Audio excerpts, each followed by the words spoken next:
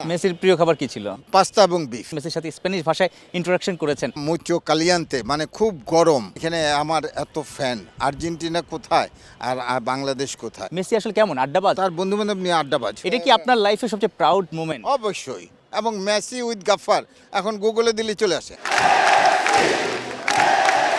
যদি প্রশ্ন করা হয় লিওনেল মেসিকে নিয়ে কোন দেশে সবচেয়ে বেশি উন্মাদনা হয়, স্বাভাবিকভাবে সবাই উত্তর দেবে আর্জেন্টিনায়। দ্বিতীয়তে 2 নম্বরে কোন দেশ? অনেকেই বলবে বাংলাদেশে। সেই বাংলাদেশে অর্থাৎ এই বাংলাদেশে লিওনেল মেসি এসেছিলেন, খেলেছেন এই ন্যাশনাল স্টেডিয়ামে 2011 সালে। সে সময় আর্জেন্টিনা দলের লিয়াজু অফিসার ছিলেন সাবেক জাতীয় দলের ফুটবলার আব্দুল গাফফার। মেসি আসলে কেমন? প্রথম প্রশ্নই এমন। মেসি একজন অসাধারণ ব্যক্তি, এটা বলার অপেক্ষা রাখে না। কী ধরনের ব্যক্তি এবং অমায়িক সব কিছু মিলে বিনয়ী। আমি তার সাথে দীর্ঘ 48 ঘন্টা ছিলাম। প্র্যাকটিসের আগে আসছে, তার বুটটা সে নিজের হাতে নিয়ে আসছে। ডাইনিং টেবিলে যখন আসছে সে প্রথমে আসে। আপনি স্প্যানিশ ভাষা জানতেন, মেসির সাথে স্প্যানিশ ভাষায় ইন্টারাকশন করেছেন। বুয়েনোস দিয়াস, গুড মর্নিং, ইয়েস, এই আমিগো কিংবা এই ম্যান কি চাও পদিওয়ান মানে কি পাসা আখি, কেমন আছো? মুচো কালিয়ান্তে মানে খুব গরম। মেসি বলেছিল। মেসি বল মুচো কালিয়ান্তে মানে এত গরম।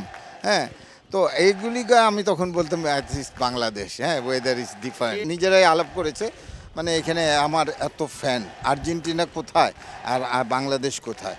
এখনও মানে পৃথিবীর কোন কোণে কোন জায়গায় আমরা? আমেরিকা, আর্জেন্টিনার উপরে, আমরা নিচে। মেসির প্রিয় খাবার কি ছিল, মানে কি? পাস্তা এবং বিফ। পাস্তা এবং বিফ কি তাদের স্টাইলে কি রান্না? তাদের ইটালিয়ান স্টাইলে রান্না করা হতো। এয়ারপোর্ট, হোটেল, মাঠ, তারপর সি অফ করা সবকিছু মিলে 48 ঘন্টায় কি কি বিড়ম্বনায় আপনি পড়েছেন? যে না, কোনো বিলম্বে নেই। মোহামেডান ক্লাবের বাবু গাফর ভাই, আমি একটা ছবি তুলবো মানে মেসির সাথে, এবং সে দাঁড়িয়ে গেছে মেসি।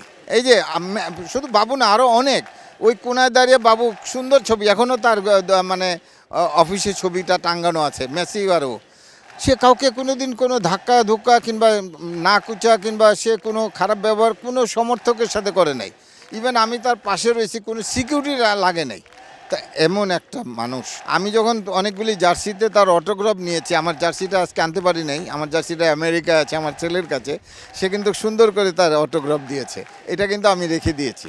এবং আনবিলিভেবল থিংস যে আমার ছেলে যখন আমি বা আমার সাথে তার ছবি আছে, যে ছবিটা দেখলে অনেকে মনে করবে যে মেসির সাথে তোমার বাবার ছবি, আচ্ছা তুমি দেখাও তো কেমন করে এই ছবিটা আসলো। তখন ওরা বিশ্বাস করতে পারেনি। যখন আমার ছবিটা নিয়ে আমার ছেলে স্কুলে গিয়ে দেখাইছে তার ক্লাসমেটদেরকে আমেরিকায়, তখন তার বলে তোমার বাবা তো অনেক লাকি, তাহলে তোমাকে আমরা একটা হাক করি। This is fact. এটা কি আপনার লাইফের সবচেয়ে প্রাউড মোমেন্ট? অবশ্যই। এই ছবিটার তো মূল্য মানে এটা কেউ দিতে পারবে না। এবং মেসি উইথ গাফার এখন গুগলে দিলে চলে আসে। এটা কি? আপনার কে কে মানে গুগল করে? আমার অনেকে গুগল করে, অনেকে আমাকে বলছে মেসি উইথ গাফার। এটা তো মানে আমার কাছে একটা প্রাউড, মানে প্রাউড না শুধু, এটা সারা জীবনের একটা থেকে যাবে। অনেকের আসলে সামনাসামনি দেখার সৌভাগ্য হয় না, বা এত ক্লোজলি আপনি হোটেলের ভিতরে যেখানে ক্যামেরা নাই। মেসি আসলে কেমন আড্ডাবাজ না কেমন? তাই তার বন্ধু বান্ধব নিয়ে আড্ডাবাজ। অনেক ফানি। ফানি থিংস তারা করতেছিল। আপনি কোনো কিছু গিফট দিতে চাও বা কোনো কিছু খাওয়াতে চেয়েছেন বাংলাদেশের লোক? আমাদের কোনো কিছু দেওয়ার নিষেধ ছিল। না না না না না না না না, কোনো রকম সুযোগ হয়নি। যদি সুযোগ হতো কোন বাংলাদেশের কোন খাবারটা মেসিকে খাওয়াতে? আমরা তো বাংলাদেশের কোনো খাওয়া মানে কি, আমাদের দই মিষ্টি ছাড়া তার আমি কোনো কিছু খাওয়ানো ঠিক হবে না। যাওয়ার সময় আমাকে প্র্যাকটিসে পরে যে জার্সিটা আর প্যান্টটা পরছে সেটা আমাকে গিফট করেছে। এটা হলো আমার জার্সি মেসি, আর এটা হলো তার হাফ প্যান্ট। এই দুইটা জিনিস কিন্তু আমি সারা জীবন রেখে দিব। আব্দুল গাফফার, তিনি 2011-তে যখন বাংলাদেশে আর্জেন্টিনা এসেছিল প্রীতি ম্যাচ খেলতে, তখন তিনি লিয়াজো অফিসার ছিলেন।